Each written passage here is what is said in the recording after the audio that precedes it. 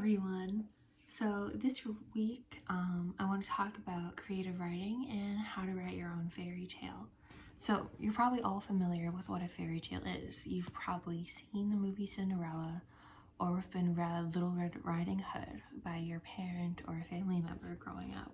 So fairy tales are usually a type of folklore, and as a type of folklore, they tell a story about good versus evil and contain language like once upon a time and they lived happily ever after. And usually within a fairy tale, there's magical events and characters that there are magical events and characters, and the story happens in a faraway magical land, and these stories have a moral that they're trying to address.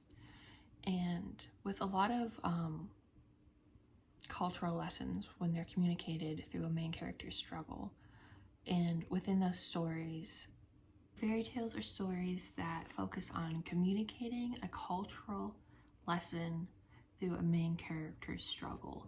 And Joseph Campbell, he kind of solidified the idea of the hero's journey, which is a journey that a hero, the main character, usually goes on with a beginning, middle, and end that has them go through that struggle.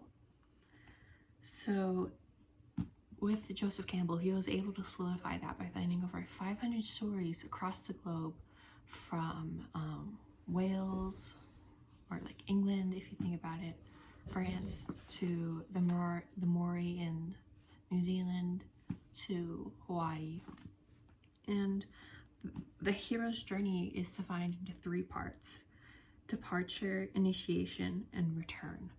So this focuses basically on the character leaving their home, them going through whatever tests they need to learn, and then returning home once they've gained that knowledge. And it's this gaining of knowledge and returning home that the hero's journey is based off of, because they're able to return to where they started with that knowledge to become a bigger and better person within their society.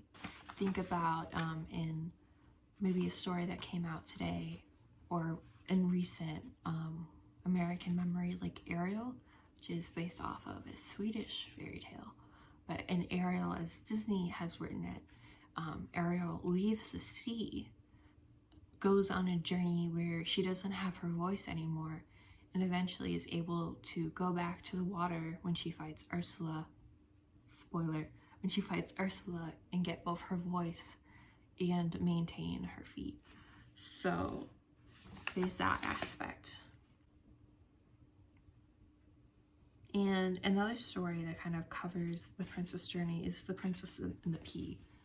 This one, the princess goes through the hero's journey basically where she's tested, and her return home is her returning to the husband she gains in The Princess and the Pea. But The Princess and the Pea displays typical fairy tale language, like once upon a time, and then at the end it is written they lived happily ever after. So in these fairy tales, usually they ended once the main character would get married, if the main character is a woman, because a lot of the times the story ends when the woman is married. And I just thought that was an interesting aspect. But when it comes to creative writing, we want to think about, why is this language used, and what purpose does it have for us as the reader to understanding the story? How are we able to not only communicate with it, but be able to talk about it in the way we are?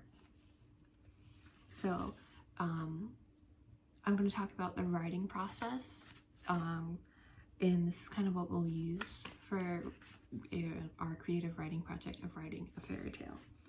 So the writing process can be broken down into different steps. We start with brainstorming, drafting, revising, editing, and then publishing to sharing, which circles all the way back to brainstorming. So brainstorming is basically, you just want to think about the idea you have for a story. So we want to think about what story we want to tell, how we would tell it. So think about, like, is our main character a princess? Does she have a kingdom that she has to save? Does she have a kingdom she has to find? Those kind of things. So you just want to think about all of your different ideas and have them ready in your head, because when we go into drafting, we just want to write everything down as quickly as we can. You don't have to worry about spelling or punctuation or if the story even makes sense. We just want to get all of our ideas down on paper, because once we do that, we can move on to revising, which is where we take our story, look at it, and we can add things that might be missing. Because once we get from drafting to revising, we have our story in pretty much its whole. And then after that, we want to edit. So we're going to fix our spelling mistakes. We're going to address our punctuation issues at this step. So we're basically polishing our story. And then publishing is when you put editing and revising together. So we're just going to take like a final look at our story, maybe read it aloud to ourselves and just see, oh, that doesn't sound exactly right, I'll fix this. Or, oh, I don't think I included that one piece of dialogue that would have made the story flow, I'll add that in. So it's just checking your work a final time before you go on and publish and share it with your friends and family. So this is when you'll take your story and you'll ask a friend, hey, can you read this and tell me what you think? And once you've done that and you've shared it with someone, they can give you comments, and you always want to be respectful of any criticism you get, because you can always learn from it. And you go, thank you so much, and then you'll take their comments and you'll be like, okay, now that I have their ideas, I can brainstorm once again, and I could see where I can go now with my story. So once we've done, that's the writing process. So for the aspect of this video, we're going to focus mostly on brainstorming for our fairy tale. So when it comes to writing a fairy tale, we can divide the writing part within brainstorming and drafting into 5 different aspects. So the aspects we want to think about when brainstorming is the lesson. Number 1 is the lesson we want the fairy tale to teach others. Number 2 is who our hero is. Number 3 is who's our villain. Number 4 is the magical people, events, and objects that's going to be in a story. And number 5 is the setting. So those are things we want to be thinking about while we're brainstorming.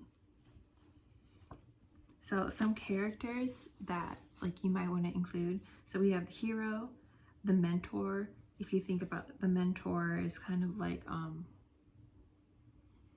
in Cinderella, the fairy godmother, she kind of helps.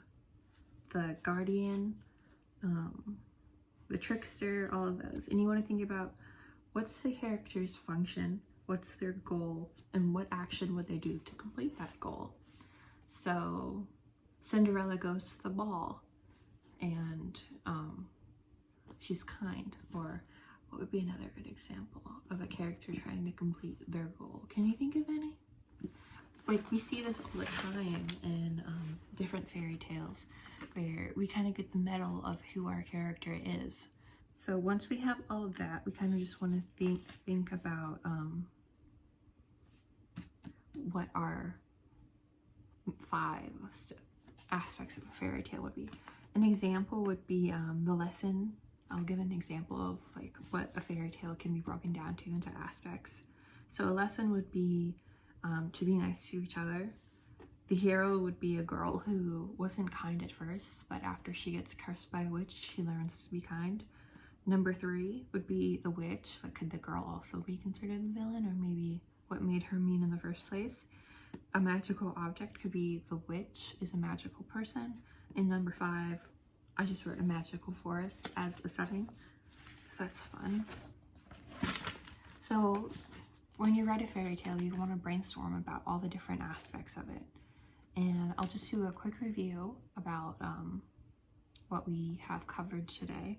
So a fairy tale is a type of folklore that teaches a cultural lesson, usually about good versus evil. These stories are important because they teach us how to be kind, but also to recognize when someone is being mean. A framework in which a lot of fairy tales are written is the hero's journey, which was identified by Joseph Campbell. The hero's journey's 3 main aspects are departure, initiation, and return. The hero's journey explores what it means to be a hero cross-culturally. We find it in Ariel and even even in Disney's Moana. When writing a fairy tale, we want to be aware of the writing process, which can be broken down into brainstorming, drafting, revising, editing, publishing, and sharing, then back to brainstorming. When we brainstorm, we want to think about what story we're going to tell, and when we're doing that, we want to keep these 5 aspects in mind: the hero, the lesson, the hero, the villain, what magical people and events and objects will appear, and then the setting. So those are all things we want to keep in mind when we're going to write a fairy tale. So thank you so much for listening. I hope you guys have an awesome week.